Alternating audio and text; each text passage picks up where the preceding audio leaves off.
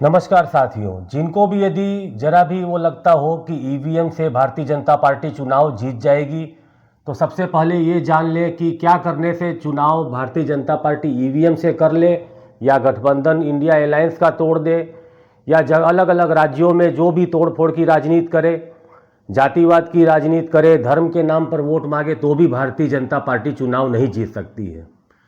तो सबसे पहले ईवीएम में जो सुप्रीम कोर्ट के वकीलों ने मांग किया है कि बैलेट पेपर से चुनाव करिए।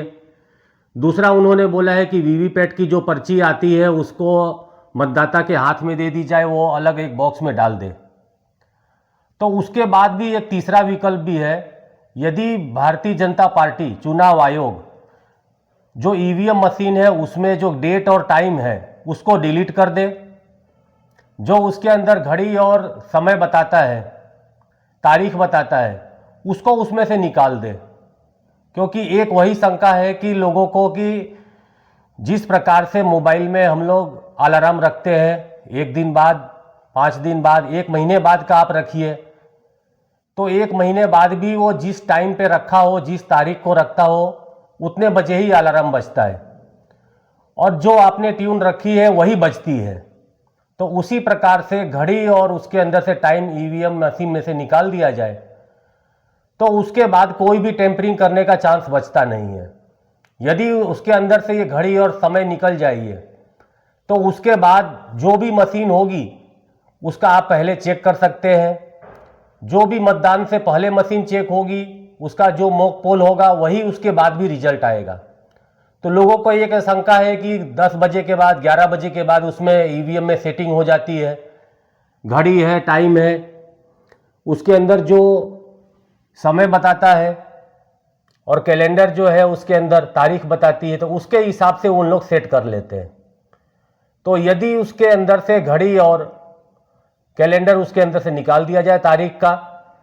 तो फिर वो चांस निकल जाता है कि यदि कोई भी उसके बाद कुछ अंदर छेड़छाड़ कर नहीं सकता है, उसके अंदर कोई समय का कोई डाल नहीं सकता है प्रोग्राम, कोई तारीख का भी प्रोग्राम नहीं डाल सकता है कि इस तारीख को अंदर कुछ चेंज हो सकता है। तो एक ये सबसे बड़ा मुद्दा है कि यदि सरकार, चुनाव आयोग यदि ईवीएम से भी मतदान कराना चाहती हो और वीवीपैट का जो पर्ची निकलती है वो भी देना नहीं चाहती है,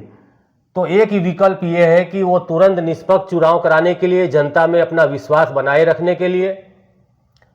अंदर से जो उसका टाइम है, जो उसकी तारीख है, उसको डिलीट कर दे, उसकी कोई ज़रूरत नहीं है,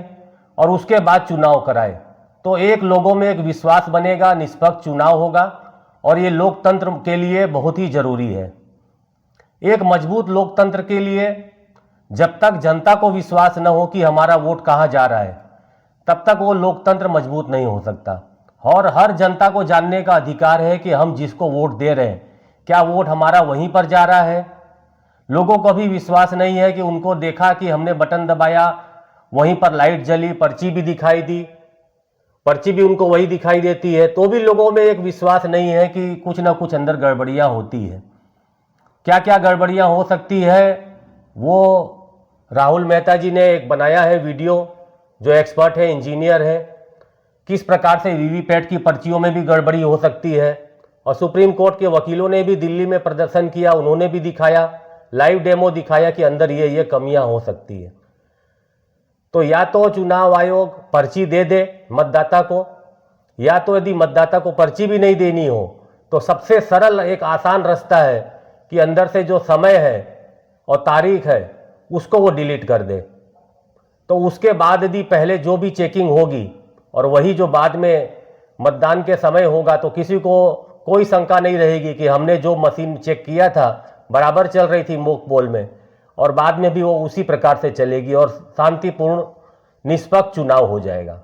जय हिंद, जय भारत।